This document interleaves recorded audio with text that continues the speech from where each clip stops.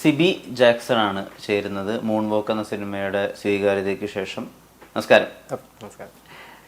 ചാലക്കുടിയിൽ നിന്ന് ഇങ്ങനത്തെ ഒരു താരോദയം മണിച്ചേട്ടന് ശേഷം അങ്ങനെയാണ് ആളുകൾ അഡ്രസ്സ് ചെയ്യുന്നത്. നാട്ടുകാരൊക്കെ വലിയ സന്തോഷത്തിലാണെന്ന് മനസ്സിലാക്കുന്നു. ചാലക്കുടിക്കാരെന്താ പറയുന്നത്?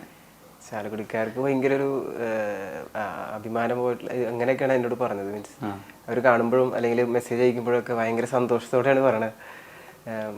ഇനിയും സിനിമ കിട്ടേ എന്നുള്ള ആശംസ, എന്താ പറയുക, ഭയങ്കര സന്തോഷമാണ് അങ്ങനെയൊക്കെ കേൾക്കുമ്പോൾ. സിനിമയിൽ ഡാൻസ് കാര്യം നമുക്ക് മനസ്സിലാക്കാൻ പറ്റും. ഡാൻസ് നന്നായിട്ട് ചെയ്തിട്ടുണ്ട്, ഗംഭീരമായിട്ടുണ്ട്. പക്ഷെ അതിനപ്പുറത്തേക്ക് കുറെ ഇമോഷണൽ കാര്യങ്ങൾ കൂടി ഉണ്ടല്ലോ. അതായത് സുര ഒറ്റയ്ക്ക് അനുഭവിക്കുന്ന ഒരുപാട് പ്രശ്നങ്ങളുണ്ട്, മനോവ്യാപാരങ്ങളുണ്ട്, അയാൾ ഒറ്റയ്ക്കായി പോകുന്ന സന്ദർഭങ്ങളുണ്ട്. അപ്പൊ അതങ്ങനെ മുമ്പ് ചെയ്തിട്ടില്ലല്ലോ. ഗാനമേള ചെയ്തിട്ടുണ്ട്, ഡാൻസ് പ്രോഗ്രാംസ് ചെയ്തിട്ടുണ്ട്, നാടകങ്ങളിലും അങ്ങനെ അഭിനയിച്ചാലും എന്റെ അറിവില്ല. അപ്പൊ ഇതെങ്ങനെയാ ഉൾക്കൊണ്ട് അഭിനയിക്കുന്നത്? ഒന്ന്, ഞങ്ങൾക്ക് ഈ 3 മാസം ഒരു ട്രെയിനിങ് ഉണ്ടായിരുന്നു ഈ സിനിമ സ്റ്റാർട്ട് ചെയ്യുന്നതിന് മുമ്പ്. കാരണം എല്ലാവരും പുതുമുഖങ്ങളായതുകൊണ്ട് അവർക്ക് നമുക്ക് എല്ലാവർക്കും ഒരു ട്രെയിനിങ് കഴിഞ്ഞിട്ടാണ് അവർ സ്റ്റാർട്ട് ചെയ്ത് തുടങ്ങിയത്. അപ്പോൾ ആ സമയത്ത് എനിക്ക് ഞാൻ ആക്ടിങ്ങിനോ ഇതിനൊന്നും ഞാൻ പോയിട്ടില്ല. അപ്പോൾ അത് കാരണം എനിക്ക് അതിലൊരു ആക്ടിങ് ക്ലാസ് അവർ അറേഞ്ച് ചെയ്തിട്ടുണ്ടായിരുന്നു. അപ്പോൾ അതെനിക്ക് ഒരുപാട് സഹായിച്ചു ഈ ഒരു സിനിമ ചെയ്യാനായിട്ടൊക്കെ. പിന്നെ അതിനേക്കാളപ്പുറമായിട്ട് ഈ ഒറ്റയ്ക്കിരിക്കുക അല്ലെങ്കിൽ അത് വിഷമിച്ചിരിക്കുക, ഇതൊക്കെ നമ്മുടെ ലൈഫിൽ സംഭവിച്ചേക്കുന്ന കാര്യമായതുകൊണ്ട് അഭിനയിക്കേണ്ടി വരില്ല എന്ന് തോന്നുന്നു.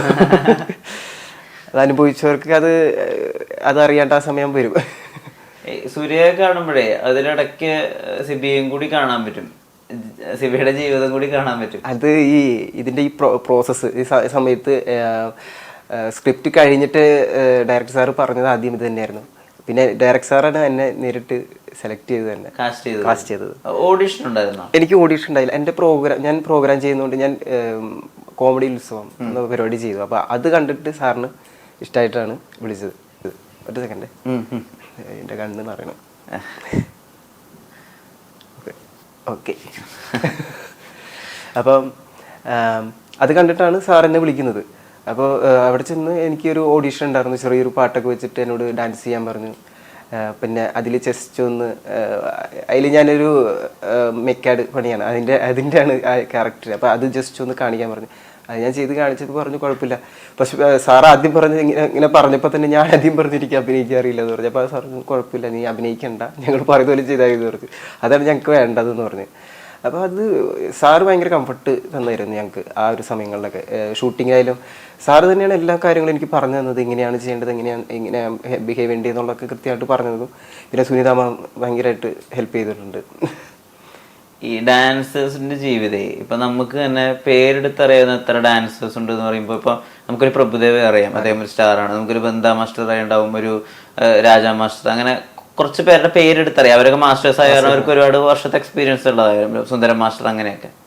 അതല്ലാതെ ഈ ബാക്ക്ഗ്രൗണ്ടിൽ ഡാൻസ് ചെയ്യുന്ന ഡാൻസേഴ്സിന്റെ പേരോ അവരിപ്പോ എവിടെയാണെന്നോ അവരെങ്ങനെയാണെന്നോ അവരെങ്ങനെയാ ജീവിക്കണമെന്നൊന്നും ഒരു പരിധി വരെ അറിയില്ല. ശരിക്കും ഈ ബാക്ക്ഗ്രൗണ്ടിൽ ഡാൻസ് ചെയ്യുന്ന ആളുകളുടെ ജീവിതം ഈ ഡാൻസ് കളിക്കുമ്പോൾ അവർ ഭയങ്കര സന്തോഷത്തിലായിരിക്കുമല്ലോ. നായകൻ സന്തോഷത്തിലാണ്, നായിക സന്തോഷത്തിലാണെങ്കിൽ ഡാൻസേഴ്സ് സന്തോഷത്തിലായിരിക്കണം. നിങ്ങളുടെ ജീവിതം അത്ര സന്തോഷത്തിലായിരിക്കില്ല പലപ്പോഴും. അത് എന്താ പറയാ, എല്ലാവരും ഒരു ദിവസം വരും, മുമ്പിലോട്ട് എത്തും എന്നുള്ളൊരു പ്രതീക്ഷ തന്നെയാണ് പലരും ഇത് നിർത്താണ്ട് പിന്നെ വന്ന് ചെയ്യണത്. ചിലവർക്ക് അത് കിട്ടില്ല, ചിലർക്ക് അത് കിട്ടുന്നു. പക്ഷെ എന്നാലും ഒരു വിഷമം ഉണ്ടാവും അവരുടെ ഉള്ളിൽ. എപ്പോഴെങ്കിലും ഞാൻ സ്റ്റാർ ആകും എന്നുള്ളൊരു ഒരു എന്താ പറയുക, ഹോപ്പാണ് അവർ ശരിക്കും പറഞ്ഞാൽ ലൈഫിലേക്ക് മുന്നോട്ട് കൊണ്ടുപോകുന്നത് തന്നെ. അതെല്ലാ ഡാൻസും, ഞാൻ മാത്രമല്ല എല്ലാ ഡാൻസേഴ്സും അങ്ങനെ തന്നെയാണ് ചിന്തിക്കുന്നത്. ഞാൻ ഒരു ദിവസം വരും. അതുകൊണ്ട് എന്ത് പ്രോഗ്രാം ഉണ്ടെങ്കിലും നമ്മൾ ഓടിച്ചെന്ന് ചെയ്യും. കാരണം നമ്മളൊരു ദിവസം വരുമല്ലോ എന്നുള്ളൊരു ചിന്ത തന്നെയാണ് അവരെ കൊണ്ട് ഇങ്ങനെ ചെയ്യിപ്പിക്കുന്നത് തന്നെ. ഈ സൂര്യയുടെ ഏറ്റവും വലിയ ആഗ്രഹം ഒരു പെർഫോമർ ആവുക എന്നുള്ളതാണ്. സിബിക്ക് സിനിമയായിരുന്നു ആഗ്രഹം, അത് പെർഫോമർ ആവാൻ തന്നെയായിരുന്നു? ഞാൻ പെർഫോമർ തന്നെയാണ് ആഗ്രഹിച്ചത്. കാരണം ഞാൻ ജാക്സൺ ചെയ്യുന്നതുകൊണ്ട് എനിക്ക് അമേരിക്കയിൽ പോയി ഒരു വലിയ ഷോ ചെയ്യണം. ജാക്സനെ പോലെ തന്നെ ആൾക്കാർ ഫാൻസിൻ്റെ ഉള്ളിൽ വന്ന് വലിയൊരു ഷോ ചെയ്യണ പോലെ, അങ്ങനെയൊക്കെയാണ് ഞാൻ സ്വപ്നം കണ്ടിരിക്കുന്നത്. ഒരിക്കലും സിനിമ ഞാൻ ഇതുവരെയും കണ്ടിട്ടില്ല. അതുകൊണ്ട് തന്നെ വന്ന് കയറിയപ്പോൾ തന്നെ എനിക്ക് ഭയങ്കര ടെൻഷനായിരുന്നു. കാരണം എന്താ ചെയ്യേണ്ടത്, എങ്ങനെയാ ചെയ്യേണ്ടത് എന്നുള്ളത് അറിയില്ല. കാരണം കൂടെയുള്ള ആർട്ടിസ്റ്റുകളൊക്കെ എല്ലാവരും സിനിമയ്ക്ക് വേണ്ടി ജീവിക്കുന്ന ആൾക്കാരാണ്, അവർ അതിനു വേണ്ടി ഇറങ്ങി തിരിച്ച ആൾക്കാരാണ്. സോ എനിക്കത് ഭയങ്കര ബുദ്ധിമുട്ടായിരുന്നു അവരായിട്ട് ബ്ലെൻഡ് ചെയ്ത് പോകാനായിട്ടൊക്കെ. ഈ സ്ലാങ് ഉണ്ടല്ലോ ട്രിവാൻഡ്രം, അതെങ്ങനെയാ പഠിച്ചത്? അതിനും ഒരു സുനിയൻ എന്ന് പറഞ്ഞ ഞങ്ങളുടെ കൂടെ തന്നെയുള്ള മാരി സുനി എന്ന് പറഞ്ഞത്. അപ്പോൾ ആളാണ് ഇതിൽ ശരിക്കും ഞങ്ങളുടെ കൂടെ നിന്നിട്ട് തന്നെ എല്ലാം പറഞ്ഞു തന്നതൊക്കെ. എനിക്കും അനുതാപമായിരുന്നു. മറ്റേ മെയിൻ ക്യാരക്ടർ ജയ്ക്ക്, അവരുമായിരുന്നു അവൻ കോഴിക്കോട്, ഞാൻ ചാലക്കുടിയാണ്. ഞങ്ങൾക്ക് രണ്ടുപേർക്കുമായിരുന്നു ഇതായിരുന്നു, പ്രശ്നങ്ങളായിരുന്നു. പക്ഷെ അവൻ പെട്ടെന്ന് പിക്ക് ചെയ്തു. എനിക്ക് ഭയങ്കര ബുദ്ധിമുട്ടായിരുന്നു തൃശ്ശൂർ ആയതുകൊണ്ട് തന്നെ. ഞാൻ ഇടയ്ക്കിടയ്ക്ക് എന്തെങ്കിലുമൊക്കെ പറയുമ്പോൾ അറിയാണ്ട് തൃശ്ശൂർ വരും. അപ്പോൾ സാറ് പറയും, മോനെ ഇവിടേക്ക് വാ, ട്രിവാൻഡ്രത്തേക്ക് വാന്നുള്ളൊരു എപ്പോഴും പറയായിരുന്നു. എനിക്ക് ഭയങ്കര ബുദ്ധിമുട്ടായിരുന്നു. ലാംഗ്വേജ് പ്രോബ്ലം എനിക്ക് പ്രശ്നമായിരുന്നു. സുര എന്ന് പറയുന്ന ക്യാരക്ടർ വിട്ടു പോകാത്തൊരവസ്ഥ ഉണ്ടല്ലോ, അതുണ്ടായിട്ടുണ്ടോ? അത് ഉണ്ടായിട്ടുണ്ട്. കാരണം അത് കഴിഞ്ഞിട്ട് പോലും എനിക്ക് ഭയങ്കര വിഷമം പോലെയായിരുന്നു കുറേ നാളത്തേക്കൊക്കെ. എന്ന് വെച്ചാൽ നമ്മൾ ആദ്യമായിട്ടല്ലേ ചെയ്യണേ, അപ്പോൾ അതിൻ്റെ ഒരു ഇമ്പാക്റ്റ് ഉണ്ടായിരുന്നു. കുറച്ച് നാൾ മൂടി ഇരിക്കുക, എനിക്ക് അതൊരു അങ്ങനെയൊക്കെ ഉണ്ടായിരുന്നു. ഇതിനകത്തെ ഈ പല ജോലികളും ചെയ്തുകൊണ്ടിരിക്കല് അതിന്റെ ഇടയിലും ചെറിയ ചെറിയ ഡാൻസിനൊക്കെ വേണ്ടി പ്രിപ്പയർ ചെയ്യുന്ന സീക്വൻസുകൾ ഉണ്ടല്ലോ. അതായത് പണികൾ എടുക്കുന്നതിനിടയില് സമയം, അപ്പൊ ആളുകൾ ചീത്ത വിളിക്കുകയും മോശം പറയുകയൊക്കെ ചെയ്യുന്നുണ്ട്. ഇത് ഒറിജിനൽ ആയിട്ട് നടന്നിട്ടുണ്ടോ? നടന്നിട്ടുണ്ട്. ഞാൻ എൻ്റെ ഒരു സ്വഭാവം എന്ന് വെച്ച് കഴിഞ്ഞാൽ, ഞാൻ ജോലി ചെയ്താൽ ഞാൻ ചിലപ്പോൾ 3 വാക്ക് ചെയ്തു പോകും. ചിലപ്പം നമ്മൾ സൈഡ് വാക്കൊക്കെ ചെയ്ത് എന്തെങ്കിലും, ഇപ്പൊ കണ്ണാടി കണ്ട ഉറപ്പാണ്. നമ്മൾ ഇപ്പോൾ ചെരുപ്പടലൊക്കെ കണ്ണാടി കണ്ടാവല്ലോ. അപ്പോൾ ഞാൻ ചെരുപ്പടൽ നിൽക്കുന്ന സമയത്ത് കണ്ണാടി കണ്ടൊരു വേഗം അങ്ങനെ ചെയ്യും. അല്ലെങ്കിൽ ഇപ്പോൾ വാച്ചടയിൽ നിൽക്കണേ, അപ്പോൾ അവിടെയും കണ്ണാടി ഉണ്ട്. അപ്പോൾ നമുക്ക് കണ്ണാടി കണ്ടു കഴിഞ്ഞാൽ നമുക്ക് അറിയാണ്ട് ആ ഒരു ഇത് വരും. അപ്പോൾ നമ്മൾ ചുമ്മാ ഇത്, കാരണം വെച്ച് കഴിഞ്ഞാൽ എല്ലാ ഡാൻസ് ഫ്ലോറിലും ഒരു കണ്ണാടി ഉണ്ടാവും. അപ്പോൾ നമ്മൾ അത് നോക്കിയിട്ടാണ് നമ്മളെ അങ്ങനെ സ്റ്റൈൽ പഠിക്കുന്നത്. അപ്പോൾ ഈ കണ്ണാടി കണ്ട ഏതൊരു ഡാൻസും, ഞാൻ മാത്രമല്ല എല്ലാ ഡാൻസേഴ്സും കണ്ടു കഴിഞ്ഞാൽ അപ്പം തന്നെ ഒന്ന് ജസ്റ്റ് ഒന്ന് മൂവ്മെൻറ്റ് ചെയ്യും. അപ്പോൾ നമ്മളതിൽ ചെയ്യുമ്പോൾ ചിലപ്പം ആരെങ്കിലും, പണ്ടൊക്കെ ഞാൻ ഒരുപാട് അനുഭവിച്ചിട്ടുണ്ട്. ഇപ്പോഴൊക്കെ അത് ഇപ്പം അടിപൊളിയാണ് അങ്ങനെ പറയുള്ളൂ. അല്ലാണ്ട് പണ്ടൊക്കെ ആണെങ്കിൽ എന്തുകൂടാ നീ ഒന്നും ജോലി ചെയ്യാൻ പറയും. മീൻസ് അവർക്ക് അത് കണ്ടിരിക്കാൻ ഇഷ്ടമല്ല. അത് ജോലിയുടെ ഒരു ഭാഗമായിരിക്കാം. ഈ ഇപ്പോ വാച്ച് ഷോപ്പിൽ സെയിൽസ്മാൻ ആണ്. അതെ, നിലവില് ജോലി ചെയ്തോണ്ടിരിക്കുകയാണ്. എവിടെ? ചാലക്കുടിയോ? ഇല്ല, ഞാനിപ്പോ ചാലക്കുടിയിലായിരുന്നു ചെയ്തോണ്ടിരുന്നത്. ആ സമയത്താണ് ഇത് കിട്ടിയത്. ഇപ്പോഴും ജോലി ചെയ്യുന്നുണ്ടോ? ജോലി ചെയ്യുന്നുണ്ട്. ഇപ്പോഴില്ല.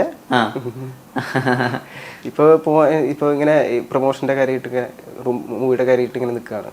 ഓക്കെ. ഈ സിനിമ റിലീസ് ആവാൻ 3 വർഷത്തെ ഡിലേ ഉണ്ടായിരുന്നു.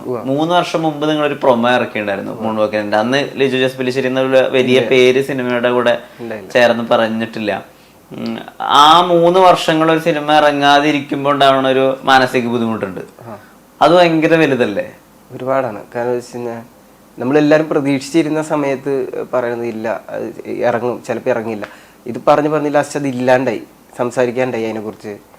അതൊരു ഇപ്പോൾ നമ്മൾ നാട്ടുകാരായാലും നമ്മൾ എല്ലാവരോടും പറഞ്ഞിട്ടുണ്ടായിരുന്നല്ലോ ഇങ്ങനെ സിനിമ ഇറങ്ങുന്നുണ്ട്. അപ്പോൾ ഓരോ സമയത്ത് വഴിക്കൊക്കെ നടക്കുമ്പോൾ സിനിമ ഇറങ്ങുന്നില്ലേ ആ ഒരു ചോദ്യം ഭയങ്കര ഒരു വേദനയായിരുന്നു ആ സമയത്ത്. അപ്പോൾ ഞാൻ പറഞ്ഞത് ആ ഒരു ചോദ്യത്തിന് എനിക്ക് ഭയങ്കരമായിട്ട് വിഷമം ഉണ്ടായെങ്കിൽ ആ വിഷമം മാറിയത് നാട്ടിൽ ചെന്ന് ഞങ്ങൾ ഒരുമിച്ച് സിനിമ കണ്ടു, നാട്ടുകാരെല്ലാവരും ഒരുമിച്ച്. അവർക്ക് ഭയങ്കര സന്തോഷമാണ്. അത് കണ്ടു കഴിഞ്ഞതിന് ശേഷമാണ് എനിക്ക് ആ വിഷമം പോയത് തന്നെ. കാരണം അവർക്കും മനസ്സിലായി എന്തുകൊണ്ടാണ് ഇറങ്ങിയത്. ഇപ്പൊ ശരിക്കും പറഞ്ഞാൽ അതൊരു ഭയങ്കര വിഷമമുള്ളൊരു കാലഘട്ടമായിരുന്നു ആ സമയത്ത്. കാരണം സിനിമ ഇറങ്ങുക, എല്ലാവരും ഭയങ്കര പ്രതീക്ഷയോടെ ഇരുന്ന ഒരു സിനിമയായിരുന്നത്. എല്ലാവരും പുതുമുഖങ്ങളാണല്ലോ. എല്ലാവരും ആദ്യമായിട്ട് സിനിമ അഭിനയിച്ച ഒരാൾക്കാരാണ്. അതിലൊരു 1-2 ആൾക്കാരാണ് ശരിക്കും വേറെ സിനിമകളിൽ അഭിനയിച്ച ആൾക്കാർ. ബാക്കി എല്ലാവരും പുതുമുഖങ്ങളാണ്.